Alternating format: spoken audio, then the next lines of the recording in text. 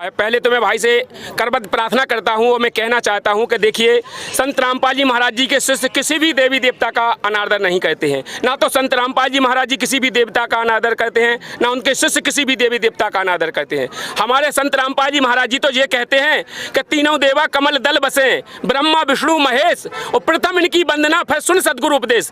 हमारे गुरु जी ने हमारे इन कमलों में इनके वास बताए हैं कि कमल चक्रों में ये रहते हैं, तो हम इनसे अलग कैसे हो सकते हैं, हम इनकी भक्ति कैसे छोड़ सकते हैं। हम इनको पूजा अर्चना इनकी करते हैं, लेकिन जो हमारे तत्वदर्शी संत के द्वारा बताई हुई है, जो हमारे ग्रंथों में लिखी है, उस प्रकार से कहते हैं। हम ना कि ब्रह्मा विष्णु महेश को छोड़ते नहीं है। ये कितना ब्रह्मा जी को मानते हैं, इनसे पूछिए ये कितना विष्णु जी को मानते हैं। इनसे पूछिए ये शंकर भगवान पे जल चढ़ाते हैं क्या, ये विष्णु भगवान की पूजा करते हैं क्या, ये बीलपत्री चढ़ाते हैं, सुखिया सोमवार करते हैं, नवदुर्गा में ये झांकी लगाते हैं। पूछिए इनसे ये देवी देवताओं को मानते हैं। हमारे कृष्ण भगवान है, पता है आपको, इतना बड़ा गोवर्धन पर्वत उठाया था, क्या समझ रखा आपने? देखिए, पहले मैं भाई से कहना चाहता हूं कि इन्होंने कहा है कि कितना पूजते हैं। मैंने बताया है, इनसे पूछा है, जो चढ़ने लगे हैं। देखिए, अगर किसी के ऊपर पानी डालने से क्या पूजा होती है, किसी के ऊपर फूल डालने से पूजा होती है, किसी के ऊपर पत्ते चढ़ाने से पूजा होती है। अरे हम घास तुम्हारे ऊपर चढ़ाएंगे, हम तुम्हारे ऊपर पत्ता डालेंगे तो तुम्हारी पूजा हो जाएगी। अरे पूजा अर्चना ये थोड़ी है। यही बात आ गई संत रामपाल जी महाराज के जो शिष्य होते हैं,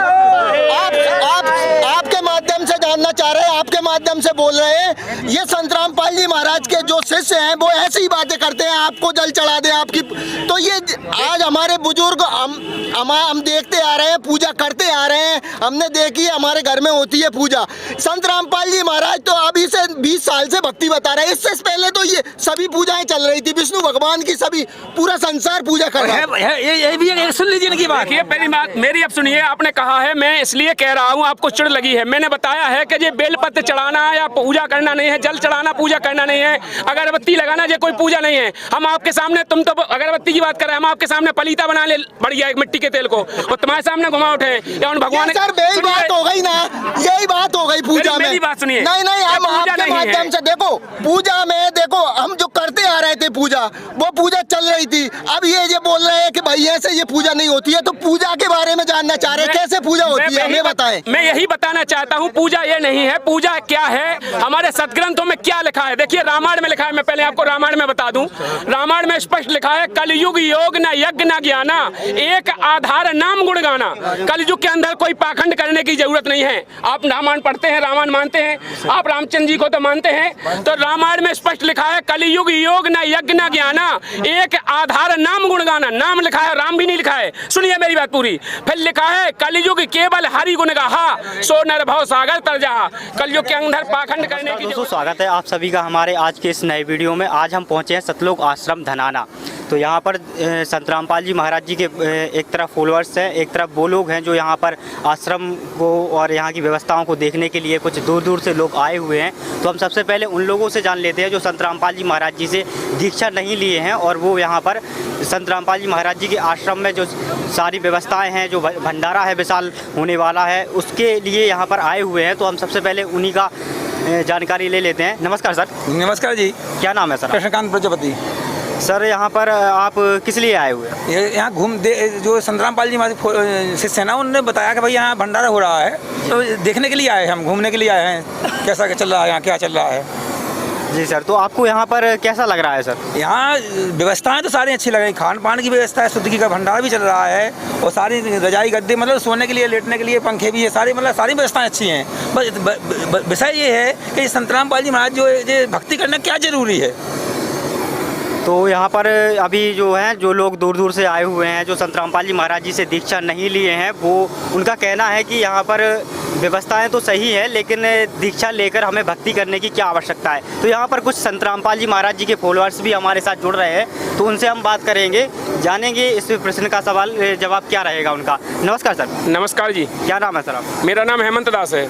सर, अभी इन्होंने भाई ने कहा है कि यहाँ पर जो है आप सारी व्यवस्थाएं सही हैं आश्रम में, तो सर उनका कहना है कि क्या ज़रूरी है यहाँ पर हमें नाम दीक्षा लेकर भक्ति करने की। देखिए, जो भाई ने कहा है कि भक्ति करना क्या जरूरी है, तो पहले तो भाई को मैं ये बताना चाहता हूँ कि मनुष्य जन्म बार बार नहीं मिलता है।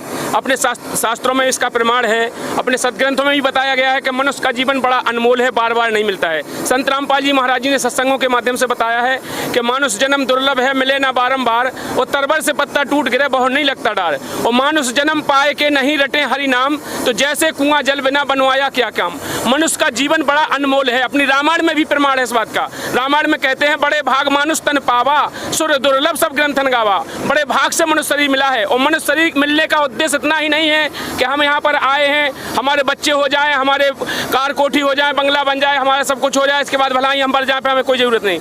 अरे मनुष्य जीवन बड़े मुश्किल से मिलता है। 184 भोग के पौपे अटकी आए, और 100-500 ना पड़े कि फिर 84 जाए। 84 लाख जन्म भोगवे के बाद एक मनुष्य जन्म मिलता है। वो इन भाई को यह भी पता नहीं है कि मनुष्य जीवन कितना अनमोल है, वैसे गमा रहे हो, जो बोल रहे हैं कि भक्ति करना क्या जरूरी है। अरे मनुष्य जीवन से ही भक्ति करके हम यहाँ से पार हो सकते हैं। हम जिस गंदे लोक में फंसे हैं, जो 21 ब्रह्मांड का काल है, उसके मृत्यु लोक है, सबको पता भी है कि जो मृत्यु लोक है, यहाँ पर जन्म मरण होता है, 84 लाख योनियों में जाना पड़ता है, भोगना पड़ता है। तो इनसे हमारा अनुरोध है कि पहले इस ज्ञान को समझें कि 84 लाख योनियों में नहीं जाएं, और हम अपना मोक्ष करा के कल्याण करें। भक्ति इसलिए जरूरी है। भाई जी सर, एक भाई और जुड़ चुके हैं, वो क्या कहना चाहेंगे सर? ये कहना चाहते हैं, हम लोग ये कहते हैं मानुष तन बार बार नहीं मिलता, तो हम लोग तो भक्ति करते हैं ना, हमारे पुरखों से चली आई भक्ति वो करते हैं। मानुष तन मिला तो भक्ति तो हम करते हैं। अब ये थोड़ा है कि यहाँ जरूरी आकर के इनसे दीक्षा लें संत रामपाल जी।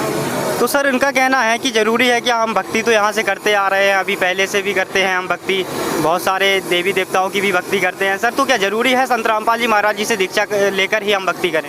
जी बिल्कुल ज़रूरी है, क्योंकि यहाँ पर जितने भी धर्मगुरु हैं उनके द्वारा जो भक्ति करता है और यहाँ पर अपने मनमाने ढंग से जो परंपराओं से चली आ रही भक्ति पूजा करता है, ये बिल्कुल व्यर्थ है। हमारे शास्त्रों में इस बात का प्रमाण है। गीता अध्याय 16 के श्लोक नंबर 23 में कहा है कि जो पुरुष शास्त्र विधि को त्याग कर अपनी इच्छा से मनमाना आचरण करते हैं, ना तो उनका मोक्ष होता है, ना गति होती है, ना किसी प्रकार की सिद्धि होती है, तो व्यर्थ है। इसलिए तुरंत कहा है 24 में, हे अर्जुन इसलिए तेरे कर्तव्य व कर्तव्य ना कर, तुझे क्या करना है क्या नहीं करना, शास्त्र ही प्रमाण है। हम शास्त्रों के आधार से भक्ति करेंगे तो हमारा कल्याण होगा, नहीं तो नहीं होगा। ये मनमाने आचरण है, स्पष्ट अपने सदग्रंथों में इसका मेल है। और जितने भी धर्मगुरु हैं ये सब पाखंडी हैं, अगर उनकी शरण में रह के जो भी भक्ति कर रहा है वो भी बिल्कुल व्यर्थ है, गलत है। जी सर, तो उनका कहना है कि जो हमारे ये जो संत रामपाल जी महाराज जी भक्ति बता रहे हैं वो शास्त्रों के अनुसार है। अभी जो अपन भक्ति कर रहे थे वो शास्त्रों के अनुसार नहीं थी, वो एक लोक दिखावा और सुनी सुनाई बातों के तहत था। क्या कहना चाहेंगे सर? सर हम ये कहना चाहते हैं, श्री कृष्ण जी की भक्ति तो हम लोग करते हैं, जो भाई बताते हैं। वो कह रहे हैं कि गीता को नहीं मानते, गीता को क्यों नहीं मानते? हम गीता को मानते हैं, श्री कृष्ण जी की भक्ति करते हैं। अब इससे क्या है, गीता जी में जो बोला है वो हम करते हैं, श्री कृष्ण जी को भगवान मानते हैं, इस धाम की पूजा करते हैं। अब इससे बढ़ के क्या है? तो सर लोग सब झूठ बोलते हैं, इनका कोई ज्ञान नहीं है, अपना अपना जोड़ने में लगे। तो इनका कहना है सर कि यहाँ पर जो हम भक्ति कर रहे हैं वो शास्त्रों के अनुसार है। गीता जी की जो आपने उदाहरण दिया कि गीता जी में प्रमाण है कि ये सतभक्ति नहीं है, तो सर इसके बारे में आप क्या कहना चाहते हैं? देखिए, इन्होंने कहा है कि हम कृष्ण को भगवान मानते हैं। कृष्ण भगवान ने कहीं गीता में कहा है कि मैं भगवान हूँ? कृष्ण भगवान ने कहा है कहीं कि मेरी पूजा करो? कृष्ण भगवान ने तो स्वयं, आपको पता होगा, जब गोवर्धन पर्वत उठाया था तो क्यों उठाया था? उन्हें इसीलिए उठाया था कि जो इंद्र की पूजा होती थी पहले, उसको मना किया था, ब्रजवासियों से कहा था कि ये पूजा नहीं करना है। तब इंद्र गुस्सा हो गया, उसने पानी बरसाया ब्रज को डुबोने के लिए, तो कृष्ण भगवान ने गोवर्धन पर्वत उठाया और कहा कि देखो मैं तुम्हारी रक्षा कर रहा हूँ, इसलिए कर रहा हूँ कि इनकी पूजा नहीं करना है, ये पूजा के लायक नहीं है। जो पूजा के लायक है उसके बारे में कहा है गीता जी में। कृष्ण भगवान ने गीता अध्याय 18 के श्लोक नंबर 62 में कहा है, हे अर्जुन उस परमेश्वर की शरण में जा जिसकी कृपा से सनातन धर्म और शाश्वत धाम को प्राप्त होगा। वो परमेश्वर कौन है? अगर वो स्वयं कृष्ण भगवान अगर परमेश्वर होते तो क्यों कहते हैं कि उस परमेश्वर की शरण में जा? वो ये नहीं कहते कि हम आ जाओ, हम भगवान हैं, हमारी पूजा करो। उन्होंने मना किया है। देखो, हम इन अंधे गूंगे गुणू घने लंगड़े लोभी लाख और साहिब से परिचय नहीं किया बनावे साख। जो सब अंधे गंदे इन गुणगण को बिल्कुल ज्ञान ही नहीं है, जिनकी आप मान के और उनकी भक्ति कर रहे हैं, कह रहे हैं कि कृष्ण भगवान है, विष्णु भगवान है, ओम नमः शिवाय जपो को कहो, राधे राधे जपो को कहो, हरे राम जपो। ये बिल्कुल व्यर्थ की साधना है, गीता जी में कहीं इसका प्रमाण नहीं है। हमें एक जगह बता दे, कोई भी जिनके धर्मगुरु हैं वो भी बता दें, या इनके चेले हैं जितने वो बता दें, कहीं भी बता दें एक जगह के राधे राधे नाम ये लिखा है गीता जी में, बता दें कहाँ लिखा है? कहीं भी एक प्रमाण दें कि ओम नमः शिवाय का जाप लिखा है गीता जी में? कहीं भी किसी भी जितने जी मनमाने मंत्र बताते हैं ये बिल्कुल व्यर्थ के मंत्र हैं। संत रामपाल जी महाराज जी ने हमें उंगलियों पे दिखाया है, खोल के पूरे प्रमाण दिए हैं। संत रामपाल जी में बता रहे हैं, गीता अध्याय 8 के 13 में कहा है, ओमिति अक्षरम ब्रह्म ब्राह्मणोसरम, वो ब्रह्म का मंत्र केवल गीता जी में वो मंत्र बताया है, और वो भी ब्रह्म तक की साधना करने वाला पुनः जन्म मृत्यु में आता है, इसका लिए भी बताया है। तो वो ब्रह्म वाली साधना भी गलत है। इसके लिए गीता अध्याय 17 के श्लोक नंबर 23 में कहा है, ओम तत्सत 3 हृदय सत्रवेदे, वो 3 प्रकार की विधि से जो मंत्र जाप करेगा, वो भी तत्वदर्शी संत से लेने के बाद। पृथ्वी पर कोई तत्वदर्शी संत नहीं है अभी तक, ना कोई हुआ है ना कोई होगा, केवल संत रामपाल जी महाराज जी तत्वदर्शी संत है, जो गीता जी में बताया है। गीता अध्याय 4 के 34 में कहा है, हे अर्जुन, उस तत्वदर्शी संत की शरण में जा, सरलता पूर्वक दंडवत प्रणाम कर, कपट भाव छोड़ के, फिर वो जो तुझे ज्ञान उपदेश देगा उससे तेरा कल्याण होगा। अभी तक कोई तत्वदर्शी संत है? किसने तत्व का ज्ञान बताया? केवल संत रामपाल जी महाराज जी ने बताया। संत रामपाल जी महाराज जी के अलावा किसी ने नहीं बताया। तो सर इनका कहना है कि हम जो गीता जी का जिन्होंने ज्ञान दिया, हम उन्हीं की भक्ति करते हैं, वही भगवान है। श्री कृष्ण जी को ये भगवान मानते हैं। सर इसके लिए क्या कहना चाहिए? देखिए, श्री कृष्ण भगवान है ये नहीं कहते, हमारे संत रामपाल जी महाराज जी भी कहते हैं वो भगवान है। भगवान शब्द एक पर्यायवाची शब्द है, जैसे साहब है, अपन जैसे तहसीलदार को भी साहब कहते हैं, मजिस्ट्रेट को भी साहब कहते हैं, कलेक्टर को भी साहब कहते हैं, मंत्री को भी साहब कहते हैं, प्रधानमंत्री को भी साहब कहते हैं। साहब शब्द संबोधित शब्द है। इसी प्रकार जितने भी ये भगवान है, इनका भगवान शब्द कहना उचित है, लेकिन उनको भगवान मान लेना, पूर्ण भगवान मान लेना, ये गलत है। कृष्ण भगवान 3 लोक के स्वामी हैं। संत रामपाल जी महाराज जी ने उनको ये नहीं कहा है, ना उनका अनादर किया है कि ये भगवान नहीं है। हाँ, ये भगवान हैं, ये 3 लोक तक के स्वामी हैं, लेकिन ये जितना ब्रेकडन तुम्हारा है वही दे सकते हैं। जे तुम्हारा ना तो मासा घटे ना तिल बड़े, बिदना लिखे जो लेख, वो साचा सतगुरु मेट दे ऊपर मारे मेघ। सतगुरु ही अपने जो जन्म जन्मांतर के पाप होंगे वो काट सकता है, लेकिन ये भगवान नहीं काट सकते हैं। ये भगवान केवल तुम्हारे जो कर्म में लिखा होगा वो ही दे सकते हैं, इसलिए ये पूर्ण भगवान नहीं है, ये 3 लोक तक के स्वामी हैं। तो सर इनका कहना है कि जिनकी आप भक्ति कर रहे हैं, श्री कृष्ण को आप भगवान मान रहे हैं, तो वो पूर्ण भगवान नहीं है। तो आप इसके लिए क्या कहना चाहेंगे? सर, पूर्व भगवान है, ये सब झूठी बोल रहे हैं, बकवास कर रहे हैं। पूर्व भगवान कैसे नहीं है? हमारे दादा पुरखान सबले पूजते आए इनको, श्री कृष्ण जी को इष्ट मानते हैं। ये 3 देवता हैं, सबसे श्रेष्ठ देवता यही है श्री विष्णु जी, इनके इष्ट मानते। ये सब कोई ये अबे के लोग आबे की बात बता रहे, पुरखों से चली आई ये पूजा, उसको व्यर्थ बता रहे, अपनी साधना को आगे बता रहे। जी सर, तो इनका कहना है सर कि जी सर, इनका कहना है कि जो है हमारी ये जो पूजाएं करते हैं वो हमारे पूर्वजों से चली आ रही है। सर इसके लिए क्या कहना चाहेंगे? वो हमेशा से इनको भगवान मानते आ रहे हैं। देखिए, इन्होंने कहा है हमारे पूर्वजनों से चली आ रही, हमारे पुरखों से चली आ रही जो सनातनी पूजा हम कर रहे हैं, ये बिल्कुल व्यर्थ है। अपने पूर्वजनों से चली आ रही वो बात मैं मान रहा हूँ। क्यों चली आ रही? कि जो हमारे हर युग में संत रामपाल जी महाराज जी ने बताया है, हर युग में एक ही तत्वदर्शी संत आता है, उसकी जब तक आने की टाइमिंग बताई है। संत रामपाल जी महाराज जी ने प्रमाण किया है कि वो 5500 जब कलयुग बीत जाए, महापुरुष फरमान तब जग तारण खोआ, जब आएगा वो तत्वदर्शी संत। अभी तक था ही नहीं। तो जो तो हमारे लोक वेद को पंडित पकड़े, भादो नदी बहंगा, कहें कबीर जे भौजल डूबे जिन्हें नहीं साधु सत्संगा, कबीर इस संसार को समझाऊं के बार, वो पूंछ पकड़ के भेड़ की उतरन जाए पार। जो तो हमारे पूर्वजों से भेड़ की पूंछ पकड़ा रखी थी, सो पकड़े जा रहे थे, वही चले जा रहे थे। अब वो तत्वदर्शी संत आने का समय आया हुआ है, तो अब वो समय है। आज 1997 में संत रामपाल जी महाराज जी ने प्रमाणित करके बताया है, बीत चुका था। वो तत्वदर्शी संत के बारे में भी बताया है, उस तत्वदर्शी संत की परिभाषा भी बताई है गीता जी में कि वो तत्वदर्शी संत जो होगा वो अध्याय 15 के श्लोक नंबर 1 से 4 तक उसकी पहचान बताई है। और अध्याय मूलम अध्याय शाखा संसार रूपी वृक्ष को जो जड़ से लेकर पत्ते तक बता देगा, वही तात्पर्य को जानने वाला होगा। अभी तक किसी भी संत ने बताया है कि तत्वदर्शी संत की पहचान क्या होती है? कौन है तत्वदर्शी संत?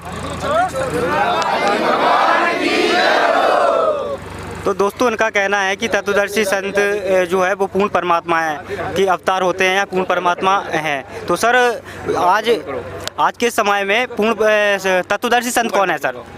देखिए, आज के समय में तत्वदर्शी संत केवल संत रामपाल जी महाराज जी हैं, इनके अलावा कोई भी तत्वदर्शी संत नहीं है, क्योंकि तत्वदर्शी संत एक ही होता है पृथ्वी पे। संत रामपाल जी महाराज जी ने प्रमाणित करके बताया कि वो परमात्मा स्वयं धरती पे आता है 4 युगों में, और तत्वदर्शी संत की भूमिका करता है। और इसका प्रमाण हमारे वेदों में बताया है। ऐसा नहीं कि मनमुखी जे बता रहा है मनमुखी है, जे एक भी बात सिद्ध करके नहीं बता पाएंगे। और संत रामपाल जी महाराज जी ने उंगलियों पर सब कुछ 4 वेद 6, 7, 18 पुराण उंगलियों पर गिनाए हैं। उसके बारे में केवल एक ही आता है, वो तत्वदर्शी संत होता है। वो स्वयं परमात्मा धरती पे आता है। सतयुग में सत्सुकृत कह टेरा, त्रेता नाम मुनिंदर मेरा, वो द्वापर में करुणामय कहाया, कल युग नाम कबीर धराया। चारों युगों में वो भगवान आता है और वो तत्वदर्शी संत की भूमिका करता है जब वो परमात्मा स्वयं आता है। तो आज वो परमात्मा संत रामपाल जी महाराज जी के चोले में विराजमान है इस धरती पर। केवल हमारी आंखें, उनकी चरम दृष्टि हमारी कमजोर है जो नहीं पहचान पा रही हैं। अगर हम उनकी भक्ति करने के लिए स्वयं इच्छुक होकर उनकी शरण में नतमस्तक हो जाए तो वो हमको दर्शन भी करा देते हैं और दिखा भी देते हैं कि वो परमात्मा कौन है, मैं हूं कि नहीं हूं। इस बात को कई करोड़ों भक्तों ने देखा है, संत रामपाल जी महाराज जी को इस बात का दावा है। तो सर ये जो आज के लोग हैं और भी लोग हैं जो संत रामपाल जी महाराज जी से दीक्षा नहीं ले रखी है, तो जिन्होंने संत रामपाल जी महाराज जी से दीक्षा नहीं ले रखी है वो इसको कैसे पहचाने कि तत्वदर्शी संत कौन होता है, क्या पहचान होती है तत्वदर्शी संत की? देखिए, पहचानने के लिए मैंने बताया है कि बार बार मैं कह रहा हूँ, संत रामपाल जी महाराज जी कह रहे हैं कि पहचानने के लिए पहले सृष्टि रचना पढ़ो। सृष्टि रचना में संत रामपाल जी महाराज जी ने गीता का प्रमाण दिया है, वेदों का प्रमाण दिया है। तत्वदर्शी संत के बारे में अभी हाल मैंने बताया, अध्याय 15 के श्लोक नंबर 1 से 4 तक उस तत्वदर्शी संत की पहचान ही बताई है। और फिर कबीर सागर में लिखा है, सतगुरु के लक्षण कहूँ मधुरे बैन विनोद, और 4 वेद 60 शास्त्र कहे 18 बोध। जो सदगुरु होगा वो 4 वेद 6 शास्त्र 18 पुराणों से ज्ञान देगा। जितने भी धर्म गुरु हैं इनने कभी वेद खोले हैं? इनने कुछ खोल के दिखाया है? अरे जे हमारे कर्म फोड़ते हैं, जे जब भागवत गीता भी करने आते हैं तो उसको लाल कपड़े में बांध के रख देते हैं और बंदी रखी रहती है और अपने मन माने मनगढ़ंत कहानी चुटकुले सुनाकर नचाकर हंसाकर चले जाते हैं। इन्हें कुछ नहीं लेना देना है हमारे कर्मों से, हमारे कर्म फोड़ के चले जाते हैं। अरे हम पढ़े लिखे हैं, शिक्षक हैं, पहचानो उस तत्वदर्शी संत की पहचान। 4 वेदों का ज्ञान संत रामपाल जी महाराज जी ने ज्ञान गंगा बुक में लिख रखा है, गीता तेरा ज्ञान अमृत में लिख रखा है। जितनी भी संत रामपाल जी महाराज जी ने बुकें लिखी उन्होंने सब में प्रमाण दिया है। आप मिलाओ और पढ़ो, देखो। और साधना टीवी चैनल पे आता है सत्संग, हजारों चैनलों पे सत्संग आ रहा है, यूट्यूब चैनलों पे आ रहा है, उनका मैच करो, मिलाओ। संत रामपाल जी महाराज जी ने हर सत्संग में संत तत्वदर्शी संत की पहचान खोली है। तो सर यहाँ पर ये इनका कहना है, संत रामपाल जी महाराज जी के जो फॉलोअर्स हैं उनका कहना है कि जो संत रामपाल जी महाराज जी का ज्ञान है वो सभी धर्म ग्रंथों के वेद शास्त्रों के आधार पर है। तो इसके बारे में आप क्या कहना चाहेंगे? सर हमने देखा है यहाँ तक कि ये संत रामपाल जी महाराज के जो चेले होते हैं, भगत होते हैं, वो किसी देवी देवता को नहीं मानते हैं, सिर्फ संत रामपाल जी महाराज को ही मानते हैं। बस ये बोलते हैं हमारे गुरु जी सदगुरु है, हमारे गुरु भगवान है। तो इनसे पूछना चाहता हूँ, वो पूर्ण परमात्मा की बोलते हैं, पूर्ण भगवान की बोलते हैं, पूर्ण ब्रह्म की बोलते हैं, अल्लाह कबीर की बोलते हैं। तो वो कबीर के लिए जानना चाह रहे हैं कि कहाँ पे लिखा है। संत रामपाल जी महाराज के जितने भी शिष्य होते हैं वे देवी देवताओं को नहीं मानते हैं, कबीर साहिब को मानते हैं। अब साहब कबीर, आपके माध्यम से जानना चाहता हूँ, कबीर साहिब तो अभी इसमें आए हैं कलयुग में। इससे पहले भगवान तो हमारे कृष्ण थे, विष्णु भगवान थे, चक्रधारी थे। कबीर साहिब तो अभी जुलाए थे, मात्र वो क्या करते हैं, अपने कपड़े बुनते थे, अब उनको भगवान बनाने लग गए। ये सभी संत रामपाल जी महाराज के जो शिष्य हैं वो देवी देवताओं को नहीं मानते, मात्र जो होते हैं अपने कबीर साहिब को मानते हैं, उनको ही पूर्ण ब्रह्म मानते हैं, उनको ही पूर्ण परमात्मा मानते हैं। तो ये हमारे जो हिंदू देवी देवताओं की संत रामपाल जी महाराज के शिष्य जितने भी हैं वो बुराई करते हैं सर, इन देवी देवताओं के बारे में गलत सलत बोलते हैं। तो आज मैं आपके माध्यम से जानना चाहता हूँ कि वो पूर्ण परमात्मा कौन है। जो संत रामपाल जी महाराज के जो शिष्य हैं उनसे पूछना चाहता हूँ, वो पूर्ण परमात्मा कौन है। तो सर उनका कहना है कि हम जो जिनको मानते हैं, आप तत्वदर्शी संत बताते हैं आप जी के संत रामपाल जी महाराज जी की जो है। देखिए, मैं बताता हूं जो भाई ने कहा है। पहले तो मैं भाई से करबद्ध प्रार्थना करता हूं और मैं कहना चाहता हूं कि देखिए, संत रामपाल जी महाराज जी के शिष्य किसी भी देवी देवता का अनादर नहीं करते हैं। ना तो संत रामपाल जी महाराज जी किसी भी देवता का अनादर करते हैं, ना उनके शिष्य किसी भी देवी देवता का अनादर करते हैं। हमारे संत रामपाल जी महाराज जी तो ये कहते हैं कि तीनों देवा कमल दल बसे, ब्रह्मा विष्णु महेश, और प्रथम इनकी वंदना फिर सुन सदगुरु उपदेश।